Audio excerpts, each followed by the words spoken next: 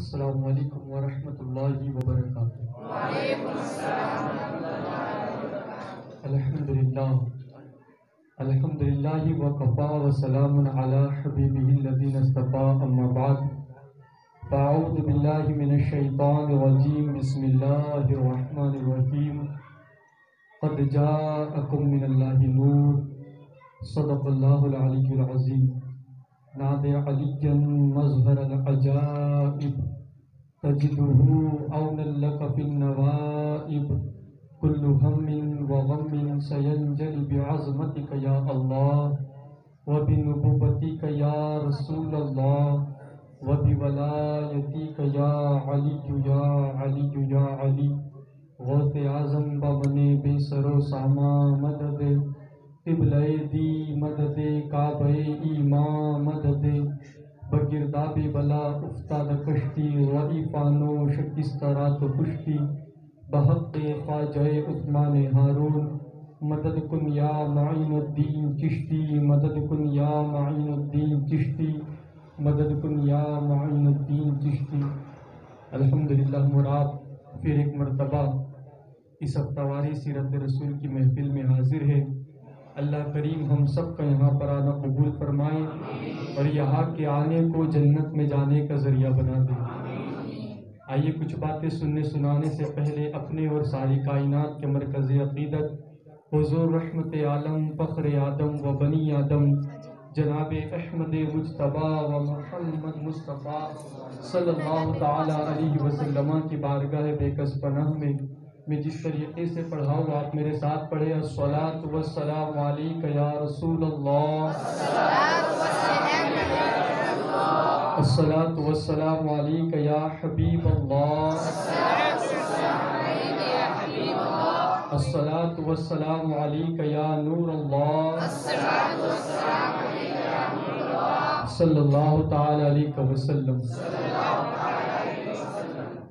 الحمدللہ پچھلی محفل میں ہم نے اور آپ نے یہ باتیں سماعت کی تھی کہ حضرت عبداللہ رضی اللہ تعالیٰ عنہ میرے آقا کے والد گرامی مکے کے قریب جنگل میں پہنچتے ہیں اور آپ پر 70 یہودی حملہ کرتے ہیں، مگر اللہ کے معصوم فرشتے آسمان سے نازل ہو کر حضرت عبداللہ کی حفاظت کرتے ہیں۔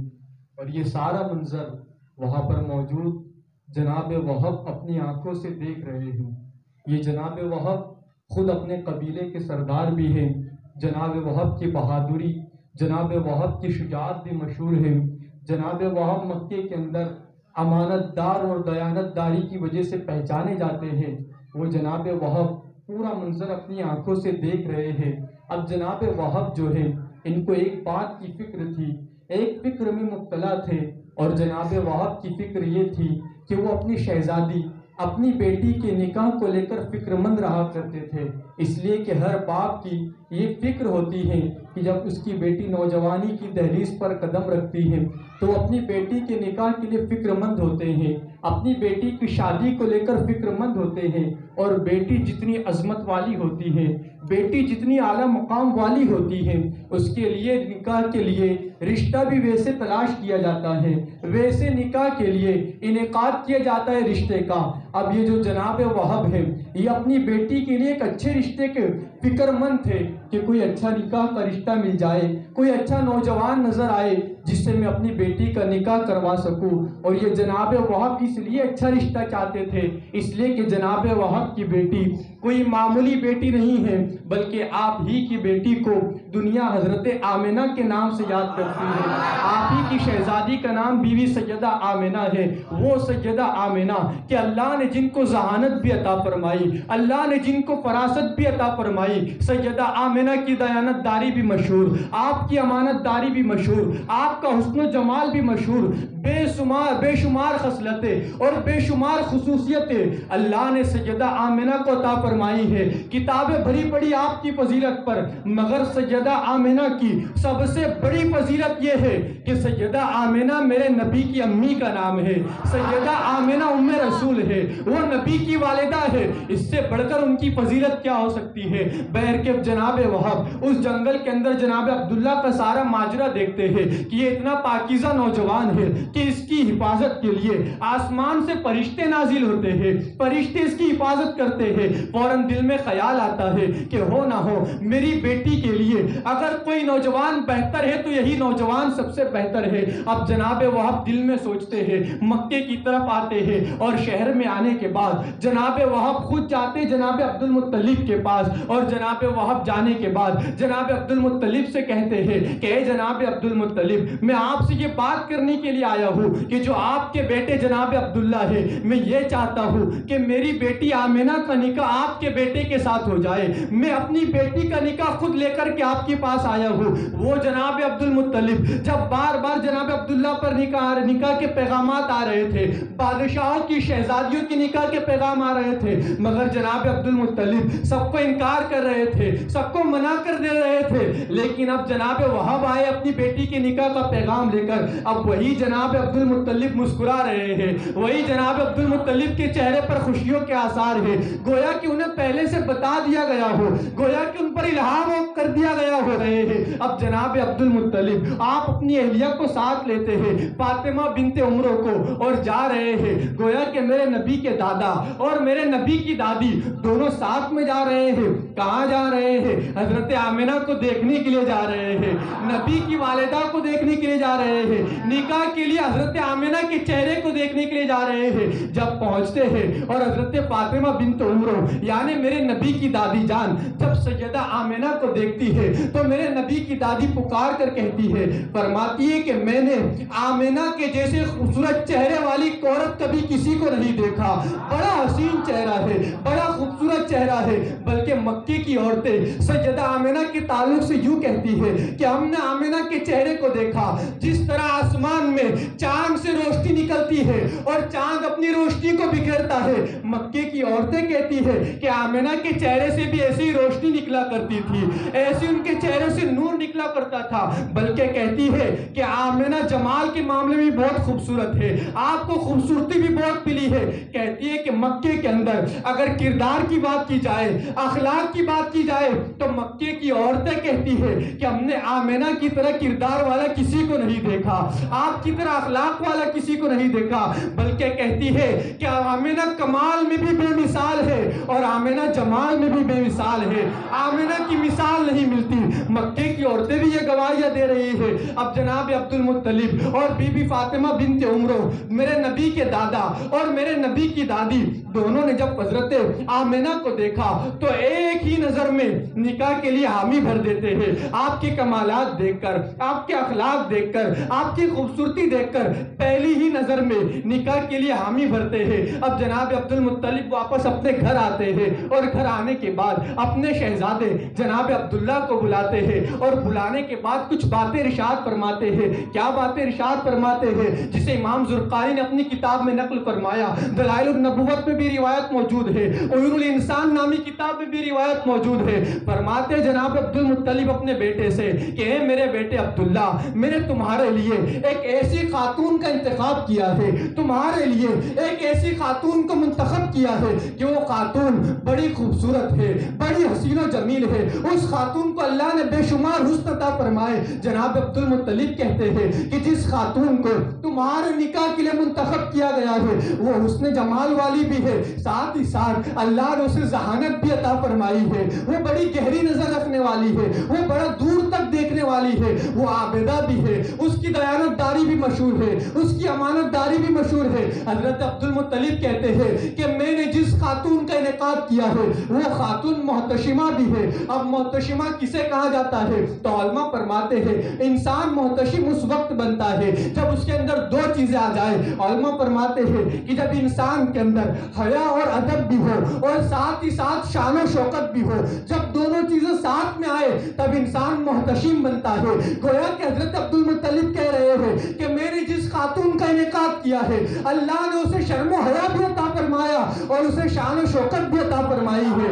ایک عزت والی خاتون، ایک شان و شوکت والی خاتون، ایک بلند مرتبہ خاتون کا میں نے تمہارے لیے انتخاب کیا ہے، اس کا انتخاب کیا ہے، میں چاہتا ہوں کہ تم اس سے نکاح کر لو۔ یہ باتیں کون کہہ رہا ہے؟ جناب عبد المطلب کہہ رہے ہیں۔ کون جناب عبد المطلب؟ جو شیبۃ الحمد ہے، وہ جناب عبد المطلب ہو کر کے گویا کہ سیدہ آمنہ کی شان میں منقبت پڑھ رہے ہیں، آپ کی تعریفیں بیان کر رہے ہیں اور کہتے ہیں کہ بیٹے عبداللہ، میں نے جس خاتون کا انعقاد کیا ہے وہ بڑا سادہ مزاج خاتون ہے، سادگی کو پسند کرنے والی خاتون ہے، وہ میلے ٹھیلوں کو پسند نہیں کرتی، وہ سادگی کو پسند کرتی ہے۔ آپ اندازہ فرمائے سیدہ آمنہ کی شان بیان کی جا رہی ہے۔ کون سیدہ آمنہ؟ کہ جو مکے کے اندر سردار کی بیٹی ہے، ایک سردار کی بہو ہے، حضرت عبداللہ کی ہونے والی بیوی ہے، مگر سادگی کو کتنا پسند کرتی ہے۔ اسی لیے میرے آقا ارشاد فرماتے ہیں کہ میں اس ماں کا بیٹا ہوں جو سوکھے گوشت کے ٹکڑے بھی کھا لیا کرتی تھی۔ آپ کو سادگی اتنی پسند تھی، آپ نے سادگی میں اپنی پوری زندگی گزاری۔ بیر کے بھی جناب عبد المطلب حضرت عبداللہ کو ساری باتیں بیان کرتے ہیں۔ اس پر بس نہیں بلکہ سیدہ آمنہ کے والد گرامی یعنی حضرت وہب میرے نبی کے نانا بھی آپ کی تعریف بیان کرتے ہوئے کہتے ہیں کہ میری بیٹی آمنہ کی شان یہ ہے کہ مکے میں خوب میلے لگتے ہیں، مکے میں کھیل تماشے ہوتے ہیں، لیکن کہتے ہیں کہ میری بیٹی کو ان کھیلوں میں کوئی دلچسپی نہیں ہے، میری بیٹی کبھی میلوں میں نہیں جاتی، کبھی اپنے گھر سے باہر نہیں نکلتی۔ اس لیے علماء سیر کہتے ہیں، علماء اکرام فرماتے، سیرت نگار لکھتے ہیں، کہتے ہیں کہ مکے کی عورتیں اس دور کے اندر سیدہ آمنہ کو گڑیا کہا کرتے تھے کہ آمنہ تو ایک گڑیا کی طرح ہے، گویا کہ ان کا میلوں سے کوئی تعلق نہیں ہے، ان کا گھومنے پھرنے سے کوئی تعلق نہیں ہے۔ آپ اندازہ کریں مکے کے بے شرمی کے دور کے اندر، مکے کے کفر کے ماحول کے اندر، جس دور میں بے شرمی عروج پر، جس دور کے اندر بے حیائی عروج پر، ایسے دور میں بھی نبی کی والدہ کو کسی نے اپنے گھر سے باہر گھومتے نہیں دیکھا۔ آپ کی پاک دامنی مشہور کی گئی۔ میرے پیارے آقا علیہ السلام کے پیارے دیوانوں، جناب وہاب بھی اپنی بیٹی کی تعریف بیان کرتے ہیں۔ بیر کے نکاح طے ہوتا ہے اور جب نکاح کا وقت آتا ہے، جب شادی کا وقت آتا ہے اور نکاح کا خطبہ کون پڑھ رہا ہے؟ خود جناب عبد المطلب خطبہ نکاح پڑھنے کے لیے کھڑے ہوتے ہیں۔ جناب عبد المطلب میرے نبی کے دادا خطبہ نکاح پڑھنے کے لیے کھڑے ہوئے ہیں اور خطبے میں کیا پڑھ رہے ہیں؟ اپنے آبا و اجداد کی شان بیان کر رہے ہیں، اب حضرت ہاشم کے تذکرے کر رہے ہیں، حضرت عبد مناف کے تذکرے کر رہے ہیں، پورے بنی ابراہیم کے تذکرے کرتے ہیں اور اس کے بعد پھر خطبے کو آگے جناب وہب بڑھاتے ہیں اور خطبے کو مکمل کرتے ہیں۔ اب یہاں سے ایک بات یہ بھی پتا چلتی ہے کہ اپنے نکاح کی محفلوں میں اپنے بزرگوں کا تذکرہ کرنا یہ کوئی نیا طریقہ نہیں ہے، یہ نبی کے اجداد اکرام کا طریقہ ہے، یہ نبی کے آبا اجداد کا طریقہ ہے۔ میرے نبی کے والدین کا نکاح ہو رہا ہے اور خطبہ نبی کے دادا پڑھ رہے ہیں اور اپنے اسلاف کا تذکرہ کر رہے ہیں، اپنے بزرگوں کا تذکرہ کر رہے ہیں۔ اب آپ اندازہ فرمائے شادی ہو رہی ہے، اب یہ وہ عظیم شادی ہے کہ آپ دیکھیں دنیا میں جب ہمارے یہاں شادیاں ہوتی ہیں تو ہمارے شادیوں کا معیار یہ ہوتا ہے کہ ہماری شادیوں میں ہمارے والدین خوشیاں منا رہے ہوتے ہیں، ہمارے بھائی بہن خوش ہوتے ہیں۔ ہماری جب شادی ہوتی ہے تو شادی میں ماں باپ خوش ہے، ہمارے رشتہ دار خوش ہے، دادا دادی خوشیاں منا رہے ہیں، ہمارے خاندان والے خوشیاں منا رہے ہیں۔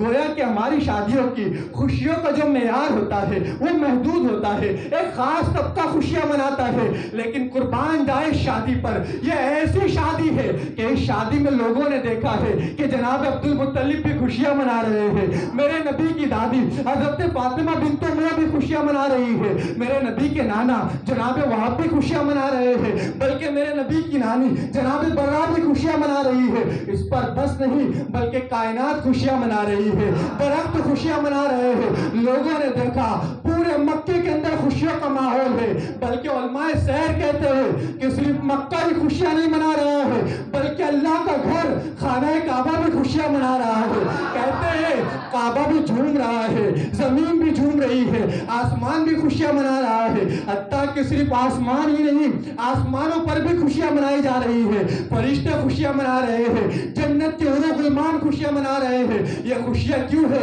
اس لیے کہ شادی کے ذریعے سے اب جس کے صدقے میں پوری کائنات کو پیدا کیا گیا ہے، ابھی شادی کے ذریعے سے وہ رسول آنے والے ہیں. اب اس رسول کی آمد ہونے والی ہے. اب وہ رسول جلوگر ہونے والے ہیں. اس لیے پوری کائنات میں خوشیوں کا ماحول ہے. اب نکاح ہوتا ہے، شادی ہوتی ہے. اب نور مصطفیٰ منتقل ہوتا ہے حضرت عبداللہ سے حضرت آمنہ کی طرف. میرے نبی کا نور منتقل ہوتا ہے. وہ تقلبک فی الساجدین، ایک سجدہ کرنے والے سے دوسرے سجدہ کرنے والی میں یہ نور مصطفیٰ منتقل ہوتا ہے. ایک عابد سے دوسری عابدہ میں یہ نور مصطفیٰ منتقل ہوتا ہے. ایک زاہد سے دوسرے زاہدہ میں یہ نور مصطفیٰ منتقل ہوتا ہے. بلکہ ایک سچے مومن سے دوسری سچی مومنہ میں نور مصطفیٰ منتقل ہو رہا ہے. یہ نور مصطفیٰ تبدیل ہو رہا ہے. اب نور مصطفیٰ جس رات تبدیل ہوتا ہے، کیا واقعات رونما ہوتے ہیں؟ امام زرقانی سے پوچھتے ہیں. امام زرقانی فرماتے ہیں جب نور مصطفیٰ منتقل ہوا اس رات کائنات میں ٹھنڈی ٹھنڈی ہوائیں چلنے لگتی ہے. پورے مکے کی فضا تبدیل ہو چکی ہے. مکے کا ماحول بدل چکا ہے. اہل مکہ حیرت میں ہے، اچانک ماحول تبدیل کیوں ہو گیا؟ آخر یہ ماحول میں تبدیلی کیسی؟ یہ ٹھنڈی ٹھنڈی ہوائیں کیسے آ رہی ہے؟ بلکہ علماء فرماتے ہیں کہ بنجر زمین جہاں پر سبزہ نہیں اگتا تھا، جب نور مصطفیٰ منتقل ہوا تو ان زمینوں نے بھی سبزے اگانا شروع کر دیے ہیں. وہ زمینوں پر بھی سبزے اگ رہے ہیں. اس پر بس نہیں بلکہ لوگوں نے دیکھا درخت بھی جھوم رہے ہیں، اس لیے کہ نور مصطفیٰ منتقل ہو چکا ہے. آسمان میں چڑیا ایک دوسرے سے گلے مل کر مبارکباد دے رہی ہے اور یہ کہہ رہی ہے کہ اب چڑیوں کی فریاد سننے والے رسول آنے والے ہیں. اب پوری کائنات کے اندر خوشیوں کا ماحول ہے. اس لیے کہ کائنات کو جس رسول کے صدقے میں بنایا گیا ہے، اب وہ رسول کا نور منتقل ہوا ہے. پوری کائنات میں جشن کا ماحول ہے. اب یہ نور مصطفیٰ منتقل ہوتا ہے، حضرت آمنہ کی شکم میں آتا ہے. اب یہ حضرت آمنہ کی جب شادی ہوئی تھی اس وقت کا منظر بھی یہ اللہ اکبر کہ علماء فرماتے ہیں جس دن نکاح ہوا اور نکاح کی خبریں جب پھیلنے لگی، نور مصطفیٰ بھی منتقل ہو گیا. نکاح کی خبریں پھیلی. فرماتے علماء اکرام کہ اسی دن جب آپ کے نکاح کی خبریں پھیلی کئی شہزادیوں کی جانیں نکل گئی. شہزادیوں کو صدمہ لگا کہ ہم عبداللہ سے نکاح کرنا چاہتے تھے مگر عبداللہ کا نکاح تو آمنہ سے ہو گیا. یہ نعمت تو آمنہ کو مل گئی. بڑی بڑی شہزادیاں بادشاہوں کی بیٹیاں جو حضرت عبداللہ سے نکاح کرنا چاہتی تھی کئی تو بیمار ہو گئی، کئیوں کی تو جانیں نکل گئی. آخر یہ کیوں ہوا ان کے ساتھ؟ اس لیے کہ اہل کتاب نے ان شہزادیوں کو یہ بتا دیا تھا کہ جو عبداللہ سے نکاح کریں گی، جس خاتون کو عبداللہ سے نکاح کرنے کا شرف حاصل ہوگا، اسی خاتون کی گود میں اللہ کا آخری نبی آنے والا ہے، اللہ کا آخری پیغمبر آنے والا ہے. اس لیے جب شہزادیوں کو معلوم ہوا کہ ان کا نکاح ہو چکا ہے، کئی شہزادیوں کی چیخیں نکل گئی، جانیں نکل گئی. بلکہ فرمایا گیا کہ وہ شہزادیاں بس اسی صدمے کے اندر فوراً ایک چیخ نکالتی ہے اور دنیا سے چلی جاتی ہے کہ یہ نعمت جو ہمیں ملنے والی تھی وہ تو آمنہ کو مل گئی، اب اس نعمت سے ہم محروم ہو گئے. معاذ اللہ کچھ لوگ ایسے ہیں جو سیدہ آمنہ کی شان میں گستاخیاں کرتے ہیں اور معاذ اللہ برے الفاظ استعمال کرتے ہیں. ابھی چند دنوں پہلے کا ایک واقعہ سامنے آیا کہ مکے کے اندر ایک امام نے سیدہ آمنہ کی بات کرتے ہوئے آپ کے نام کے آگے رضی اللہ عنہا لگا دیا. صرف سیدہ آمنہ کے نام کے ساتھ جب ایک مکے کے امام نے رضی اللہ عنہ لگایا تو بعض ہفتہ سعودی نجدی حکومت نے اس امام کے گھر نوٹس بھیجی اور بعض ہفتہ یہ کہا کہ آپ نے بہت زیادہ غلو کر دیا اور ان کے نام کے ساتھ رضی اللہ عنہ لگا دیا. آپ نے اس طرح نہیں کرنا چاہیے، آپ نے بہت زیادہ تعریف کر دی. معاذ اللہ اس طرح کی نوٹسیں بھیجی جا رہی ہے اور معاذ اللہ نبی کی والدہ کی شان میں گستاخی کی جا رہی ہے. ارے نادان، میں آپ سے پوچھتا ہوں رضی اللہ عنہ کسے کہا جاتا ہے؟ اسی کو تو کہا جاتا ہے. رضی اللہ عنہ کا مطلب ہوتا ہے کہ اللہ ان سے راضی ہے. جس سے اللہ راضی ہوتا ہے ان کے نام کے ساتھ ہم رضی اللہ عنہ لگاتے ہیں. اب وہ ظالم نبی کی والدہ کے نام کے ساتھ رضی اللہ عنہ لگانے سے روکتے ہیں. ارے نادان، اللہ نبی کی والدہ سے اتنا راضی ہے، اتنا راضی ہے کہ اللہ نے اپنے حبیب کو ان کے شکم میں رکھ دیا ہے، اللہ نے اپنے حبیب کو ان کے گود میں رکھا ہے. ارے جس کے صدقے میں کم و بیش 1,24,000 صحابہ کے نام کے ساتھ ہم رضی اللہ عنہ لگاتے ہیں، وہ ذات سیدہ آمنہ کی ذات ہے، انہی کے صدقے میں ہم صحابہ کو رضی اللہ عنہ کہتے ہیں۔ میرے پیارے آقا علیہ السلام کے پیارے دیوانوں، بہر کی یہ شان سیدہ آمنہ کی ہے۔ اب سیدہ آمنہ کو جب نور مصطفیٰ ملتا ہے، اس کے بعد سیدہ آمنہ کی کیفیت کیا ہے؟ سیدہ آمنہ کہتی ہے اب دوسرے دن جب میں گھر سے نکلی کسی کام کی وجہ سے، جب درختوں کے قریب پہنچی تو درخت بھی مجھے ادب سے سلام کرتے نظر آ رہے ہیں۔ سیدہ آمنہ کہتی ہے درخت کا پتا پتا مجھ پر درود پڑ رہا ہے۔ کہتی جب کنویں کے قریب جاتی ہوں، کنویں میں سے بھی مجھ پر درود پڑھنے کی آوازیں آ رہی ہے۔ کہتی ہر جگہ کائنات میں جہاں جہاں جاتی مجھے سلام کرنے کی آوازیں آتی، گویا کہ سب مجھ پر سلام پڑھ رہے ہیں، سب مجھے سلام کر رہے ہیں۔ کہتی ہے کہ اس پر بس نہیں، بلکہ امام زرقانی لکھتے ہیں، بلکہ سیرت الحلبیہ کی روایت ہے کہ جب نور مصطفیٰ سیدہ آمنہ کے شکم میں آتا ہے،